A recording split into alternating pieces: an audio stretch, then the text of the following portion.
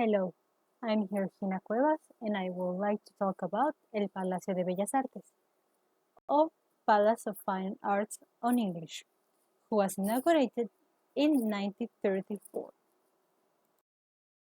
It's a cultural center located in Mexico City. That place has hosted some of the most notable events in music, dance, theater, opera, and literature, and has held important exhibitions on painting, sculpture, photography. Also, it's called the Cathedral of Art in Mexico. It is the most important art centers in Mexico, which in addition to have been present incredible artistic works, the entire structure is an architectural work of art. So, first, I'm going to talk a little about the history of the place. Then, I'm going to talk about the building, and finally, I'm going to talk about the museum, El Palacio de Bellas Artes, or Museum of the Palacio de Bellas Artes on English. First, I'm going to talk about the history of the place. The oldest structure on the site was the convent of Santa Isabella.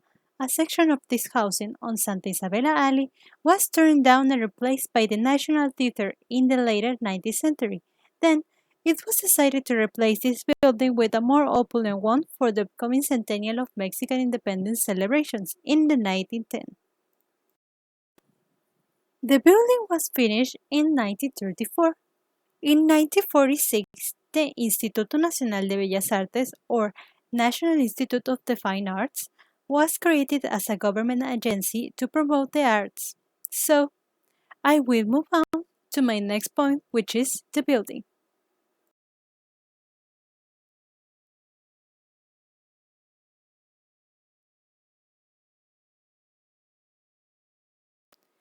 The place has a mixture of several architectural styles. However, it is principally Art Nouveau, who dominates the exterior, and Art Deco, who dominates the inside. Since construction began in 94, the theater was sunk of some meters into the soft soil of Mexico City. The main facade is made of white Italian Carrara marble. In the interior of the porcelain sculptures, it consists of harmony, surrounded by pain, rage, happiness, peace, and love. Another portion of the facade contains troubles and sculptures representing music and inspiration.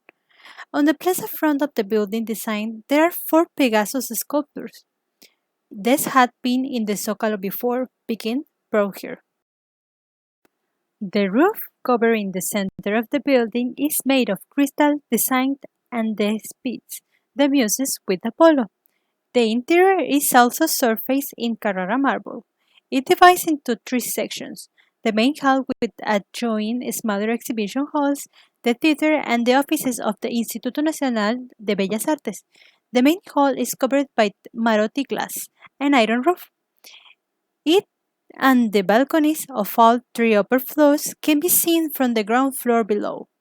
In areas of the main hall, pre-Hispanic motifs done in Art Deco style, such as serpents' heads on window arches and Maya chalk mask of the vertical light panels distinguish this interior from its contemporaries. At the entrance of the theater, there are mascarons in bronze with depictions of Tlaloc and Chac and the Aztec and Maya deities of water. However, the most impacting aspects on the stage curtain, which is a stained glass foldable panel created out of nearly all a million pieces of iridescent colored glass. This stage curtain is the only one of its type in any opera house in the world and weighs 24 tons. The design of the curtain has been the volcanoes Popocatépetl and Iztaccíhuatl in the center. Around them is a Mexican landscape surrounded by images of sculptures from Yautepec and Oaxaca. The theater has capacity of 1,000 people. The floors between the ground floor and the uppermost floor are dominated by several murals painted by most of the famous names of Mexican muralists. So, Finally, let's move on to the final point, which is talk about the Museo del Palacio de Bellas Artes.